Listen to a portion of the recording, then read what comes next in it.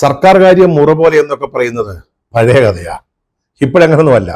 സർക്കാരിലെ പ്രധാനപ്പെട്ട ഫയലുകളുടെ, സർക്കാരിന് താല്പര്യമുള്ള ഫയലുകളുടെ നീക്കം, അതിന്റെ സ്പീഡ്, അത് നമ്മളാരും വിചാരിക്കുന്ന പോലെയല്ല.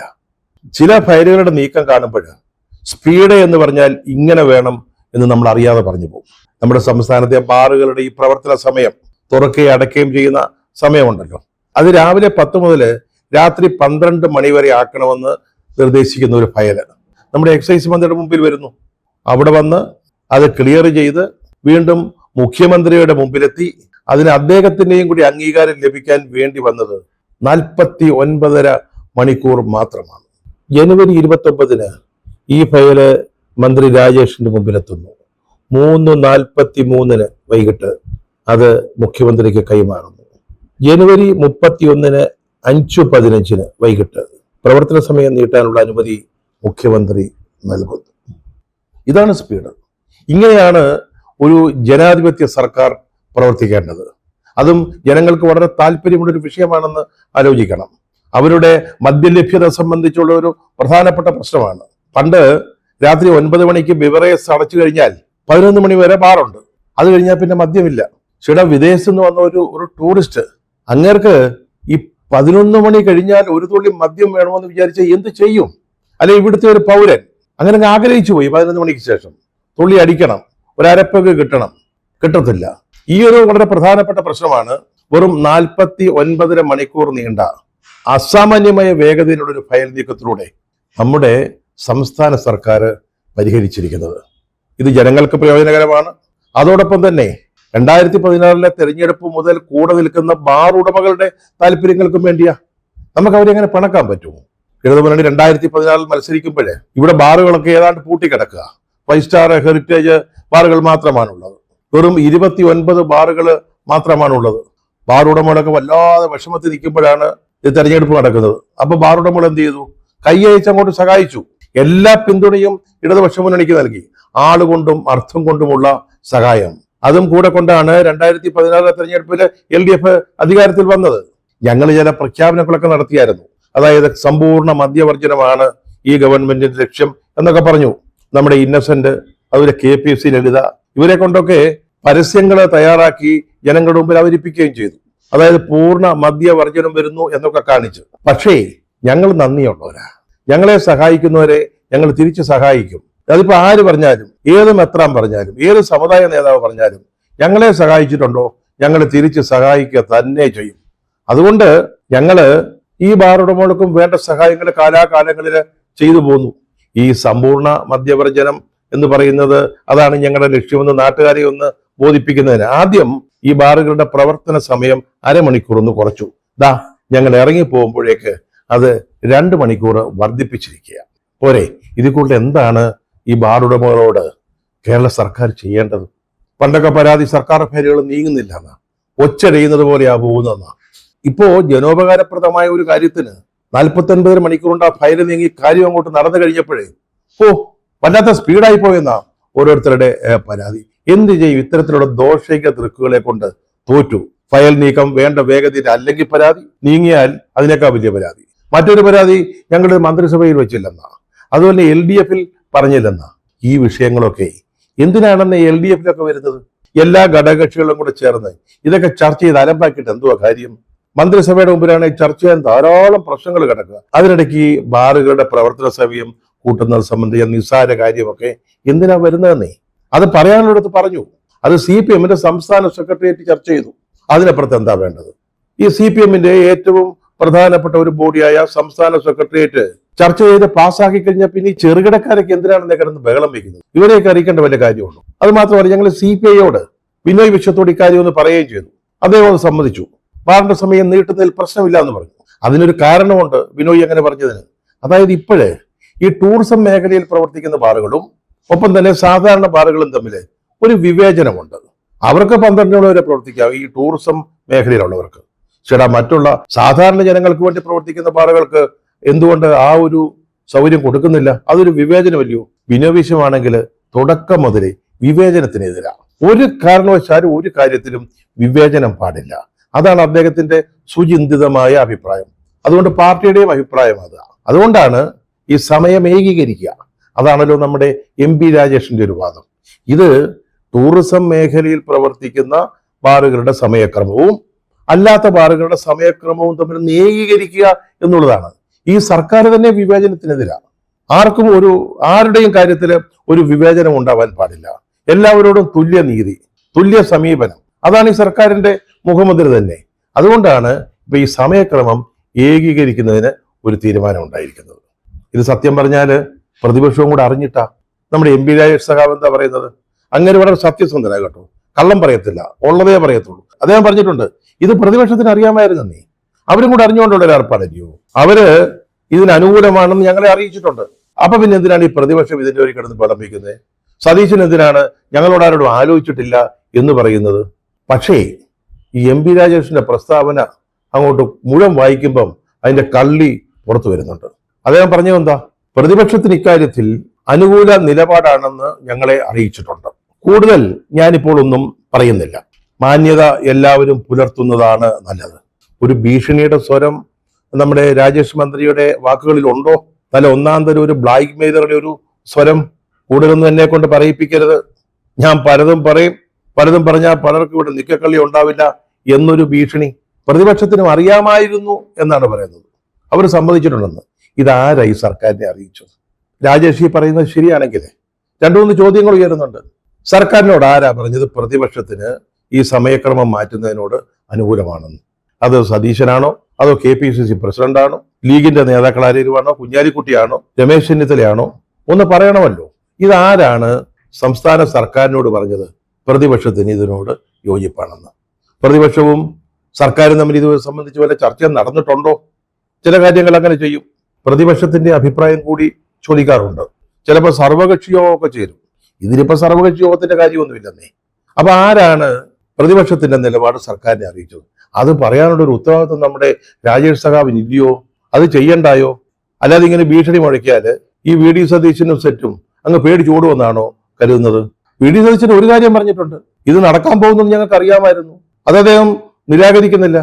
കാരണം വളരെ നേരത്തെ 1 വർഷം മുമ്പ് തന്നെ ഈ ബാർ ഹോട്ടൽ ഉടമകളുടെ സംഘടനാ പ്രതിനിധികൾ സതീശനെ കാണുകയും ഈ കാര്യത്തിൽ ഞങ്ങളെ കൂടെ നിൽക്കണം, ഞങ്ങളെ സഹായിക്കണം, ഞങ്ങളെ പിന്താങ്ങണം എന്ന് പറയുകയൊക്കെ ചെയ്തതാ. അപ്പൊ സ്വാഭാവികമായിട്ടും എന്താ നടക്കാൻ പോകുന്നെന്ന് തലയിലപ്പം മൂളയുള്ള ആർക്കും മനസ്സിലാകുമല്ലോ. അതിന്റെ അർത്ഥം എന്നാൽ പിന്നെ ബാറിന്റെ സമയം കൂട്ടിക്കോ എന്ന് പ്രതിപക്ഷം സമ്മതിച്ചു എന്നാണോ? രാജേഷ്, ഇതാരെ പറഞ്ഞ് ബോധ്യപ്പെടുത്താനാ നിങ്ങൾ ശ്രമിക്കുന്നത്? നിങ്ങളെ ഒരു സത്യസന്ധൻ എന്നാണ് എല്ലാവരും കരുതിയിരിക്കുന്നത്. ഈ ഉള്ള പ്രതിച്ഛായ നിങ്ങൾ വെറുതെ കളയരുത്. എന്തുകൊണ്ടാണ് ഈ ബാറിന്റെ പ്രവർത്തന സമയം നീട്ടുന്നത് എന്ന് ഞങ്ങൾക്കറിയാം. നിങ്ങളെ കുറ്റപ്പെടുത്തുന്നില്ല. കാരണം തെരഞ്ഞെടുപ്പ് വരികയാണ്. തെരഞ്ഞെടുപ്പിന് ധാരാളം ആവശ്യങ്ങളുണ്ട്, സാമ്പത്തികമായിട്ടുള്ള ആവശ്യങ്ങളുണ്ട്. ഇതൊക്കെ നമുക്കെല്ലാവർക്കും മനസ്സിലാവുന്ന കാര്യമാണ്. ഒരുപക്ഷെ ഈ CPIക്ക് പോലും ഈ വിവേചനത്തിനെതിരായിട്ടുള്ള ഒരു സമീപനം ഉണ്ടായതിന്റെ പിന്നില് ഇതൊക്കെ ഒരു കാരണമാവാം. ആണെന്ന് ഞാൻ പറയുന്നില്ല. ക്രൈസ്തവ സഭകൾ പറഞ്ഞൊരു ഡീലാണെന്ന്. ഏത്? ബാർ ഉടമകളും സർക്കാരും തമ്മിലൊരു ഡീൽ എന്ന് പറഞ്ഞാൽ എന്തുവാ? ചക്രത്തിന്റെ ഇടപാടാ, ദമ്പടി, അതിന്റെ ഏർപ്പാടാണെന്ന് നമുക്കെല്ലാം മനസ്സിലാവുന്ന ഒരു കാര്യമാണ്. അതുണ്ടോ ഇല്ലയോ അത് നമുക്കറിഞ്ഞുകൂടാ. ഇനി ചിലപ്പോൾ ഏതെങ്കിലും ബാർ ഉടമകളുടെ ശബ്ദരേഖയായിട്ടൊക്കെ ഇത് പുറത്തു വന്നേക്കാം. അതോടെ നിൽക്കട്ടെ. അപ്പോ ഈ തെരഞ്ഞെടുപ്പ് അടുക്കുന്ന സമയത്ത് ഇങ്ങനെയൊക്കെ ചെയ്യുന്ന വലിയ അസ്വാഭാവികതയൊന്നുമില്ല. അതൊക്കെ സമ്മതിച്ചാൽ പോരായോ? നിങ്ങൾ 2 മണിക്കൂർ സമയം നീട്ടിക്കൊടുത്തു. അത് സർക്കാരിന്റെ നയമാണെന്നേ. ഞങ്ങളുടെ തീരുമാനം അതാ. കേരളത്തിലെ ജനങ്ങള്, അതുപോലെ തന്നെ ഈ ടൂറിസ്റ്റുകളായിട്ട് വരുന്ന ആളുകൾ രാത്രി മുഴുവൻ കുടിച്ച് കൂത്താടണം എന്നാണ് ഞങ്ങളുടെ ആഗ്രഹം. അങ്ങനെ 4 ചക്രം സർക്കാരിന്റെ ഖജനാവിലേക്ക് വരികയും ചെയ്യും. അത് ധൈര്യത്തോടെ അങ്ങ് പറഞ്ഞാൽ പോലെയോ? അത് ഞങ്ങളുടെ തീരുമാനമാണ്, അത് ഞങ്ങൾ നടപ്പാക്കുന്നു എന്ന് പറഞ്ഞാൽ പോലെയോ? ഇതെന്തിനാണ് വെറുതെ പ്രതിപക്ഷത്തിനെ ഇതിനകത്ത് പിടിച്ചിടുന്നത്? പണ്ടെങ്ങോ ഈ ഹോട്ടൽ ഉടമകൾ, ബാർ ഹോട്ടൽ ഉടമകളുടെ സംഘടനാ പ്രതികൾ എന്ന് അവരോട് സഹായം ചോദിച്ചു എന്നുള്ളതുകൊണ്ട്, അത് കേട്ടു എന്നുള്ളത് കൊണ്ട് ഈ തീരുമാനത്തിന് അവർ അനുകൂലമാണെന്ന് നിങ്ങൾ എങ്ങനെ മനസ്സിലാക്കി? ഈ ബാർ ഉടമകൾ എന്ന് പറഞ്ഞോ, എക്സൈസ് മന്ത്രിയോട് പറഞ്ഞോ, സഖാവേ പ്രതിപക്ഷം ഞങ്ങളോട് സമ്മതിച്ചിട്ടുണ്ട്, അവരിതിന് എതിര് നിൽക്കത്തില്ല, അവരനുകൂലമാ എന്ന് പറഞ്ഞോ? എന്ന് പറഞ്ഞിട്ടുണ്ടെങ്കിൽ MP രാജേഷ് അത് പറയട്ടെ. പക്ഷെ പ്രതിപക്ഷത്തിന്റെ നിലപാട് അറിയിക്കാൻ ബാർ ഉടമകളെ അവരാരും ചുമതലപ്പെടുത്തിയിട്ടില്ലല്ലോ. അവർക്ക് ഇതുവരെ നിങ്ങൾ തുടർച്ചയായിട്ട് 9.5 കൊല്ലം അധികാരത്തിലിരുന്നല്ലോ. ഈ കാലത്തൊക്കെ പ്രതിപക്ഷത്തിന് പറയാനുള്ളത് പ്രതിപക്ഷം തന്നെയാണ് പറഞ്ഞിട്ടുള്ളത്, അവരുടെ നേതാക്കന്മാരാ പറഞ്ഞിട്ടുള്ളത്, അല്ലാതെ ബാർ ഉടമകളല്ലല്ലോ. അവരുടെ നിലപാട് അറിയിക്കേണ്ടത് ബാർ ഉടമകളല്ലല്ലോ. അതുകൊണ്ട് ഇത്തരത്തിലുള്ള ഭാഷാ പ്രയോഗങ്ങൾ, ഒരു ബ്ലാക്ക് മെയിലറെ ഓർമ്മിപ്പിക്കുന്ന ഭാഷ, അത് അങ്ങേപ്പോഴൊരാൾക്ക് അത്ര പറ്റിയതല്ല.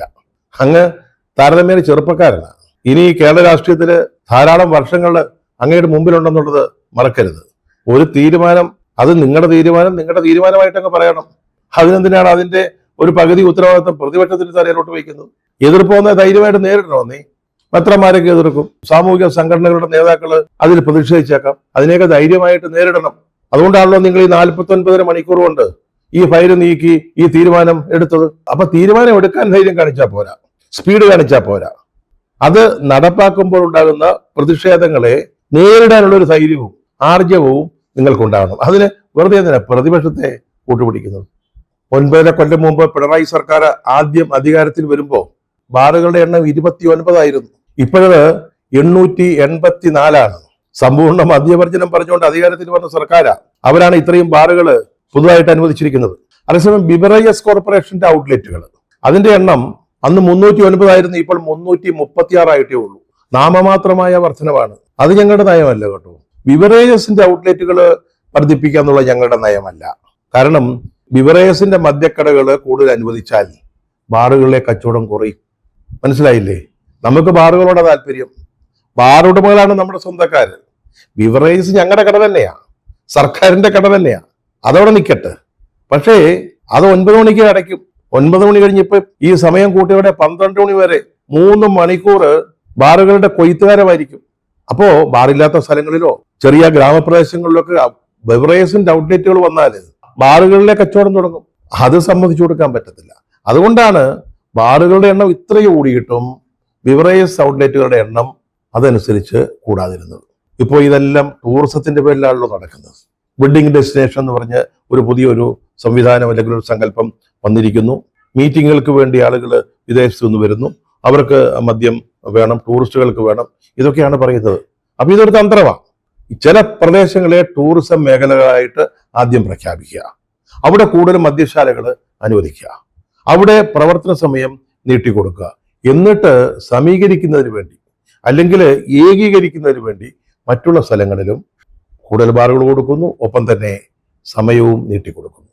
ഞാൻ താമസിക്കുന്ന വീടിനടുത്ത് ഒരു പുതിയ ബിയർ ആൻഡ് വൈൻ ലൈസൻസ് അനുവദിച്ചിട്ടുണ്ട്. അത് ടൂറിസം മേഖല ആയതുകൊണ്ടാണെന്നാണ് പറയുന്നത്. പക്ഷേ ആ പ്രദേശത്തിന് എന്ത് ടൂറിസം പ്രത്യേകതയാണ് ഉള്ളത്? വിനോദസഞ്ചാരവുമായിട്ട് ആ സ്ഥലത്തിന് എന്ത് ബന്ധമാണുള്ളതെന്ന് നമുക്കറിഞ്ഞുകൂടാ. പക്ഷേ അങ്ങ് നോട്ടിഫൈ ചെയ്യുന്നു, അവിടെ ഒരു ലൈസൻസ് അങ്ങ് അനുവദിക്കുന്നു. അതാണ് ഇവിടെ നടത്തിക്കൊണ്ടിരുന്നത്. അതിൻ്റെ ഒരു വലിയ ബൃഹത് രൂപമാണ് നമ്മളിപ്പോൾ കണ്ടിരിക്കുന്നത്. അതായത് ടൂറിസം മേഖലയിലെ ബാറുകളും മറ്റു സ്ഥലങ്ങളിലെ ബാറുകളും അതിൻ്റെ പ്രവർത്തന സമയമൊക്കെ ഏകീകരിക്കുന്നതിന് വേണ്ടി അവർക്ക് ഈ മറ്റ് പ്രദേശങ്ങളിലെ ബാറുകൾക്ക് 2 മണിക്കൂർ സമയം കൂട്ടിക്കൊടുക്കുന്നു. ഏതായാലും ഈ ബാറിൽ തൊട്ടുള്ള കളി, മദ്യത്തെ തൊട്ടുള്ള കളി അത്ര നല്ലതാണോ എന്നൊന്ന് ആലോചിച്ച് നോക്കണം. നേരത്തെ ഒരു ശബ്ദരേഖ പുറത്തു വന്നിരുന്നു. ബാർ ഉടമകളുടെ സംഘടനാ യോഗത്തിൽ നടന്ന ചർച്ച എന്ന് പറഞ്ഞിട്ട് സർക്കാരിന് പണം പിരിച്ചു കൊടുത്താൽ പ്രവർത്തന സമയം നീട്ടിത്തരാമെന്ന് സമ്മതിച്ചിട്ടുണ്ടെന്നും അതിനു വേണ്ട ശ്രമങ്ങൾ നടത്തണമെന്നും ഒക്കെ പറയുന്ന ഒരു ശബ്ദരേഖ അത് പുറത്തു വന്ന് വലിയ വിവാദമായി. അത് സംബന്ധിച്ച് അന്വേഷണം ക്രൈംബ്രാഞ്ചിനെ ഏൽപ്പിച്ചു. അന്ന് അത് നടന്നില്ല. പിന്നീട് 1ാം പിണറായി സർക്കാരിന്റെ കാലത്ത് ചില കടലാസ് സ്ഥാപനങ്ങൾക്ക്, കമ്പനികൾക്ക് ബ്രൂവറീസും ഡിസ്റ്റിലറീസും ഒക്കെ അനുവദിക്കാൻ ശ്രമം നടന്നു. അതും വലിയ വിവാദമായി. അപ്പോൾ അതും ഡ്രോപ്പ് ചെയ്യേണ്ടി വന്നു. പിന്നെ ഈ അടുത്ത കാലത്ത് പാലക്കാട് എലപ്പുള്ളിയിൽ ഒരു ബ്രൂവറീസ് അനുവദിക്കാനുള്ള ലൈസൻസ് കൊടുത്തതാ, തീരുമാനമെടുത്തതാ. പക്ഷെ ഹൈക്കോടതി അത് തള്ളിക്കളഞ്ഞു. അപ്പൊ ഈ മദ്യത്തെ തൊട്ടുള്ള കളി ഇത് ഗുണമാണോ ദോഷമാണോ ചെയ്യുക എന്നുള്ളത് ആലോചിക്കേണ്ട കാര്യമാണ്. തെരഞ്ഞെടുപ്പ് വരിക 2 മാസത്തിനകം. ഇപ്പൊ ഉടനെ പ്രഖ്യാപനം നടക്കും. അതുകൊണ്ടാണല്ലോ ഈ സ്പീഡില് ഫയലുകൾ നീങ്ങിയതും തീരുമാനങ്ങളും ഉണ്ടായതും. പക്ഷേ ജനങ്ങൾ ഇതെല്ലാം കണ്ടുകൊണ്ടിരിക്കുക. പൊട്ടന്മാരാണെന്ന് വിചാരിക്കരുത് കേട്ടോ. നിങ്ങളുടെ വിചാരം 12 മണി വരെ ഈ മദ്യഷാപ്പുകളുടെ അല്ലെ ബാറുകളുടെ സമയം നീട്ടിയത് നാട്ടുകാർ ആഘോഷിക്കുമെന്നാണോ? ഇത് കുടുംബത്തിലുണ്ടാക്കുന്ന റിപ്പർക്കഷൻസ് എന്താണെന്ന് നിങ്ങൾ മനസ്സിലാക്കിയിട്ടോ കണക്ക് കൂട്ടിയിട്ടുണ്ടോ? ഇതൊക്കെ ആളുകൾ കണ്ടുകൊണ്ടിരിക്കുക, മറക്കരുത്. ഈ തീരുമാനങ്ങൾക്കൊക്കെ ഏറ്റവും കൗതുകകരമായ മറ്റൊരു വശമുണ്ട്. അതായത് ബാറുകളുടെ പ്രവർത്തന സമയം നീട്ടും, അത് 12 മണി വരെ ആക്കും. 5 ലക്ഷം കൊടുക്കുന്ന 5 സ്റ്റാർ ബാറുകൾക്ക് വെളുപ്പിന് 3 മണി വരെ അവർക്ക് മദ്യം വിളമ്പാം, ആളുകൾക്ക് കുടിച്ചു കൂത്താടാം. എന്നിട്ട് എന്താണ് ഈ സർക്കാർ ചെയ്യുന്നത്? ഈ ബാറിന്റെ സമയം കഴിഞ്ഞ ഉടനെ ഊതുന്ന യന്ത്രവുമായിട്ട് പോലീസ് രംഗത്ത് വരും. തോന്നിയ സ്ഥലങ്ങളിലെല്ലാം ബാറുകൾ കൊടുക്കുന്നതും അതിന്റെ പ്രവർത്തന സമയം നീട്ടുന്നതും സർക്കാർ. അതുപോലെ തന്നെ മദ്യപിച്ചിട്ടിറങ്ങുന്നവന്മാരെ ഊതി പിടിച്ചകത്താക്കുന്നതും സർക്കാർ. എന്തൊരു തമാശയാണ് ഈ ലോകം.